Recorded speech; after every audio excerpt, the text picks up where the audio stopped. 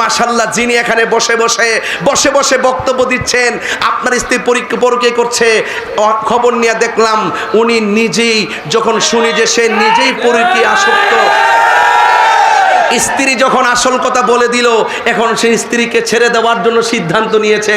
যদি স্ত্রী এই অপবাদগুলো গোপন রাখতেন, হয়তো বা স্ত্রীকে আই লাভ ইউ বলতো। স্ত্রী যেহেতু গোপন রহস্য ফাঁস করে দিয়েছেন, এখন স্ত্রীকে বলে আই হেট ইউ। তার মানে বোঝা গেল আমরা আবারও ধোয়া ভাঙ্গে বলতে পারি, ভালো হয়ে যাবে মাসুদ।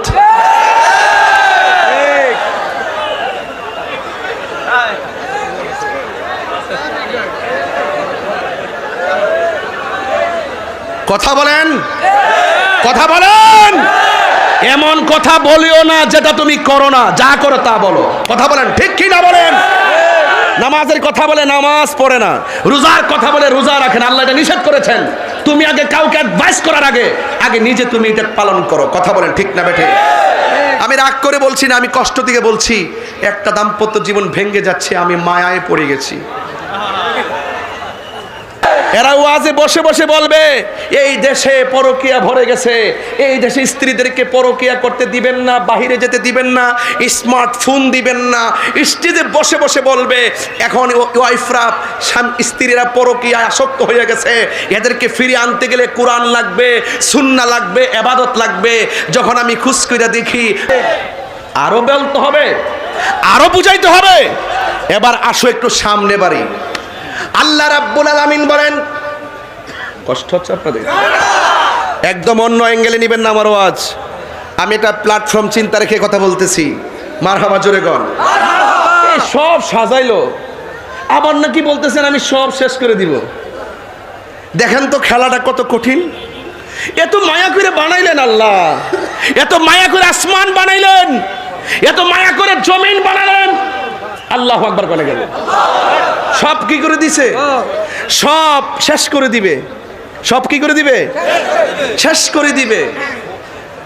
এত সুন্দর আসমান, কয় কুল্লু মান আলাইহা ফান, কোন কুল্লু মান আলাইহা। তো বানাইছিল কে? এ কথা বলে কে?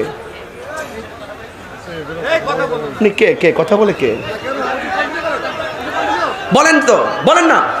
সব বানাইছে কে? শুনেন, যতবার আল্লাহ বলবেন আল্লাহ খুশি হয়ে যাবে। এটা কিন্তু একটা মায়ার খেলা চলতেছে। বলেন সব বানাইছে কে? আবার ধ্বংস করবে কে?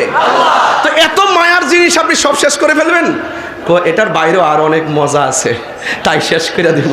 জোরে কোন না, সুবহানাল্লাহ কইবেন না? এটার বাইরেও কি আছে? আর মজা আছে। আর দুনিয়ায় মানুষ মার পেটে থাকলে জায়গাটা অনেক ভালো লাগে, আবার দুনিয়াতে আসলে দুনিয়াটা অসাম লাগে, আবার দুনিয়া থেকে চলে গেলে ওই জায়গাটা আরো বড় লাগে, আবার হাসর মাঠে উঠলা বড়, আবার জান্নাতে যখন যাবে আরো বড়। তো আল্লাহ বলেন এরপরও আরো অনেক কি আছে, আরো খেলা আছে। রাসূল বলেন অনেকগুলা মানুষ, অনেকগুলা প্রাণীর মাঝখানে একটা সাদা একটা ঘোড়া, আলাদা। এই আলাদা ঘোড়াটাকে চিনতে তোমাদের কোনো অসুবিধা হবে? কয় না, অসুবিধা হবে না, অসুবিধা হবে না। এই জন্য যে রবের জন্য তোমরা পাগল, সেই রবকে তোমরা এইভাবে খুব কাছাকাছি দেখবে। বলেন আল্লাহর দিদার আমরা চাই কি চাই না?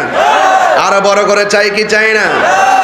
এই জন্য আমার যুবক ভাইয়েরা, শাহরাস্তির দোয়া বাংলার বাবারা, আল্লাহ এত মায়া কইরা সব বানাইছে রে। আমি সব জায়গায় কথাগুলো হৃদয় থেকে টেনে বলে থাকি। এখন আমার প্রশ্ন হলো, এই দুনিয়া সব বানিয়েছেন আমার আল্লাহ।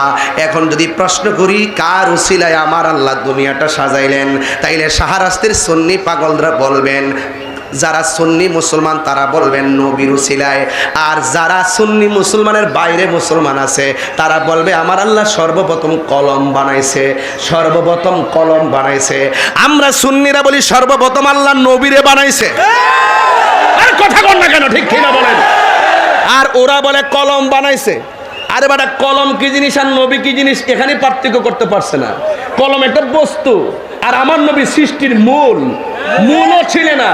যারা মূল ছিলেন না, শাখা প্রশাখা নিয়ে চলে, যারা নিজের মা বাপের সম্মান বোঝে না, ওই শাশুড়ি আর খালাম্মা লইয়া ঘুরে, এরা বুঝতে না। কথা বলেন ঠিক না বেটি? এরা ওয়াজে বসে বসে বলবে এই দেশে পরকিয়া ভরে গেছে, এই দেশে স্ত্রীদেরকে পরকিয়া করতে দিবেন না, বাহিরে যেতে দিবেন না, স্মার্টফোন দিবেন না। স্টেজে বসে বসে বলবে এখন ওয়াইফরা স্ত্রীরা পরকিয়ায় আসক্ত হয়ে গেছে, এদেরকে ফিরিয়ে আনতে গেলে কোরআন লাগবে, সুন্নাহ লাগবে, ইবাদত লাগবে।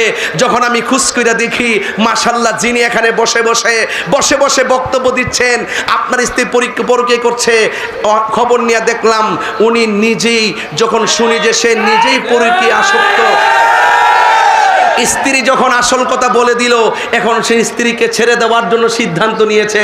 যদি স্ত্রী এই অপবাদগুলো গোপন রাখতেন, হয়তো বা স্ত্রীকে আই লাভ ইউ বলতো। স্ত্রী যেহেতু গোপন রহস্য ফাঁস করে দিয়েছেন, এখন স্ত্রীকে বলে আই হেট ইউ। তার মানে বোঝা গেল আমরা আবারও ধোয়া ভাঙ্গে বলতে পারি ভালো হয়ে যাবে মাসুদ।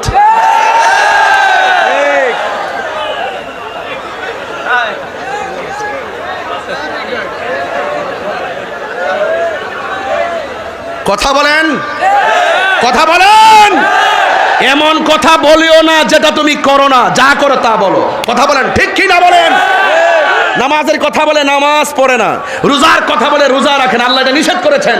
তুমি আগে কাউকে অ্যাডভাইস করার আগে নিজে তুমি এটা পালন করো। কথা বলেন, ঠিক না বেঠিক? আমি রাগ করে বলছি না, আমি কষ্ট থেকে বলছি। একটা দাম্পত্য জীবন ভেঙে যাচ্ছে, আমি মায়ায় পড়ে গেছি।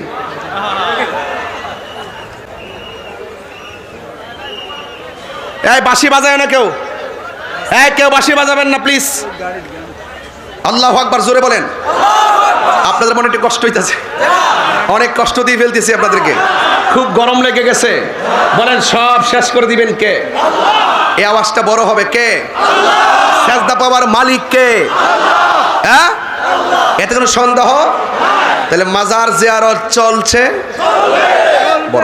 মাজার জিয়ারত চলছে, নামাজ চলছে, দোয়া ভাঙ্গার পয়েন্টের মাহফিল চলছে। আগামীতে আরো বড় বক্তা আসবে, আগামীতে আরো বড় বক্তা ইনশাআল্লাহ। সেই চিত্র দেখে দোয়া ভাঙ্গার মানুষ প্রেমের সুরে হাসবে ইনশাআল্লাহ। রাজি আছেন কিনা বলেন? এখনো শাহরাস্তি জমিনে আকাবেররা আছেন, আপনাদেরকে দলিলের ভান্ডার নিয়ে আকাবেররা বসে আছেন। এখন আওয়াজ করে বলেন আমরা সুন্নিরা কি দুই না এক? আরো বড় করে দুই না এক? আমার বাবারা, আমার মোবাইলটা দিয়ে যায় তো জাহাঙ্গীর। আমি বলছিলাম আল্লাহ পাকের ইবাদত করতে হবে, তাতে শরীক করা যাবে? বলেন শরীক করা যাবে? এই ওয়াজগুলো কোট করে নিয়ে যান। এরপরও যারা আমাদেরকে গায়ে পরে ট্যাগ লাগাবে তাদের মুখের জবাব মুখ দিয়ে দিব, কলমের জবাব কলম দিয়ে দিব, ফেসবুকের জবাব ফেসবুকে দিব, লাঠির জবাব লাঠিতে দিব। তোমরা যে ভাষায় কথা বলবা আমরা সেই ভাষায় কথা বলবো। তোমরা ভালো হয়ে যাও, সমাজ ভালো হয়ে যাবে ইনশাআল্লাহ।